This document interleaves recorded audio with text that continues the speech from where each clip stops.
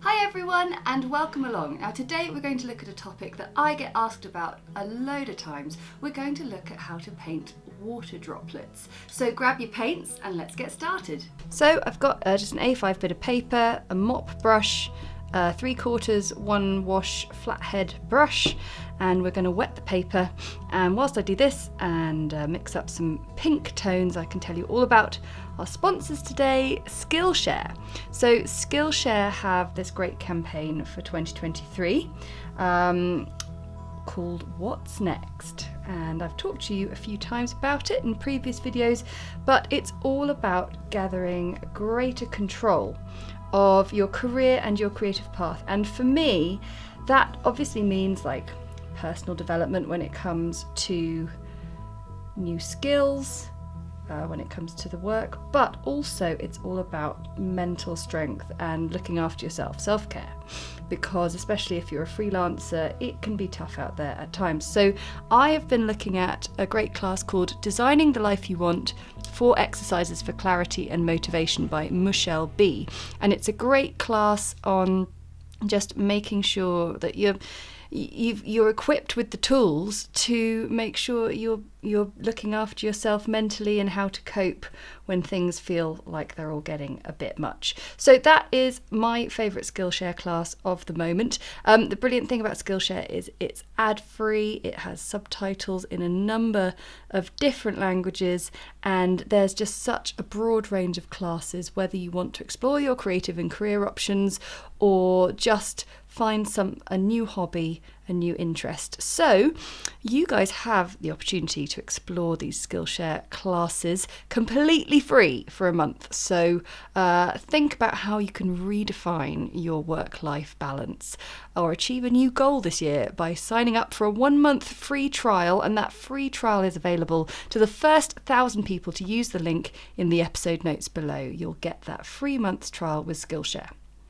Okay, now I have wet the page and it's settled in really nicely whilst I was talking to you guys. So now I can take some permanent rose and just create a lovely wash on my page. Now, painting water droplets is largely about the colour of the background, the colour upon which those water droplets settle. So what I'm doing is I'm creating a big sort of myriad of colour in the pink scape. So I'm using permanent rose, I'm using Alizarin Crimson, and I'm just building like a little bit of interest and texture whilst the page is still wet. And what we're going to do is we're going to let that dry 100%, and then we can look at how to paint these water droplets. It's amazing how much these things lighten when they dry with watercolour. Anyway, we've got ourselves a nice, interesting, varied palette on the background here.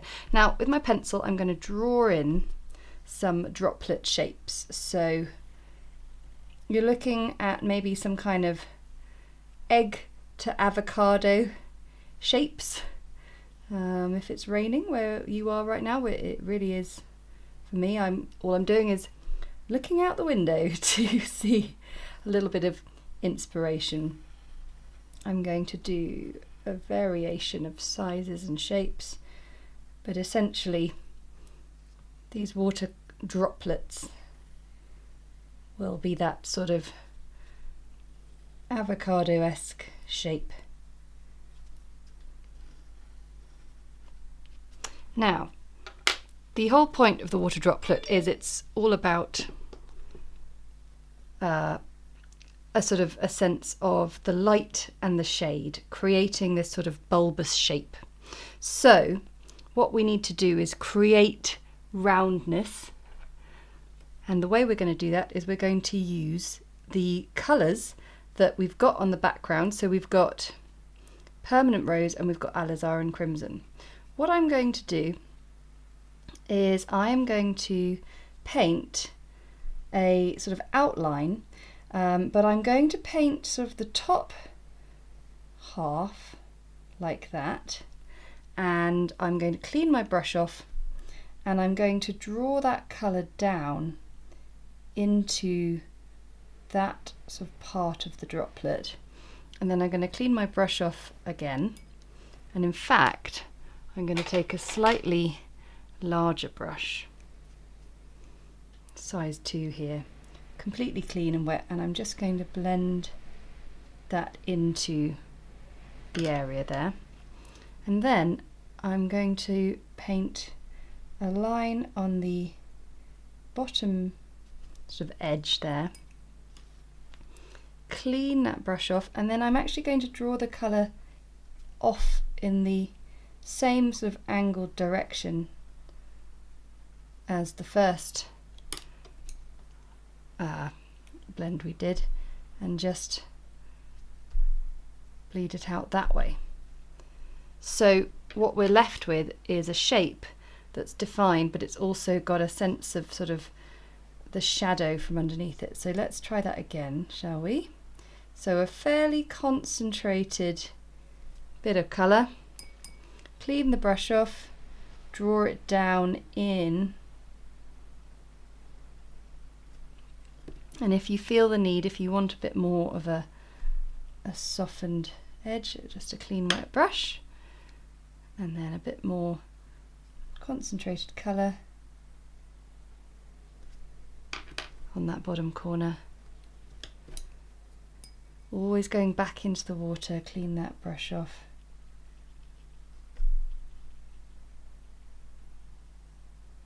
And we're just stretching out the colour that's already there. Okay, so I'm now going to do this on all the little shapes I've drawn. So already you can see that that has had quite an effect in creating these sort of shapes to sort of sit up off the page. What I want to do now is just enhance that sense of the dark. So I'm getting a bit of Alizarin Crimson mixed in with some permanent rose, and I want to add even more of a darker tone to the top corner of these. So I'll do a few. Let's drop in a bit of that, then clean off the brush, clean it right off, and then just sort of soften that, blend it down in just a little.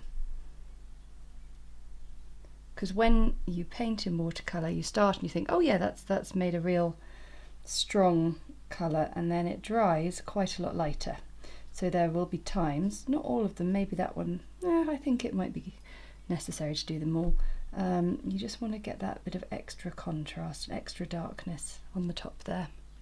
So that's now dry, and we've done, we've sort of created our low lights by putting in that darker colour, and now to balance it we need to enhance some highlights. So this is the point where I need a little bit of help with something other than watercolour. I'm going to try using some acrylic ink today, some white. You could also use, I also love using acrylic paint, acrylic white there, but we just need something that is going to provide a little bit of an opaque white colour. So I've popped some into a palette, and I am going to change my water over because it's very pink. So it's important, if you're now coming up with something that's a bit different, you want to make sure your brush is clean and that your water is clean as well. So here we are, we've got some white here. So I'm going to add a little bit of water because for the starters I'm going to paint in just a little bit along the bottom there, and that's really shown up nicely, but I want to blend it and make it a bit sort of more of a gentle, subtle highlight. So it's only a very little bit, used more in a sort of watercolour form. So I'm just going to add that highlight to the bottom curve of each droplet, and then sort of blend it in, either a little bit of water,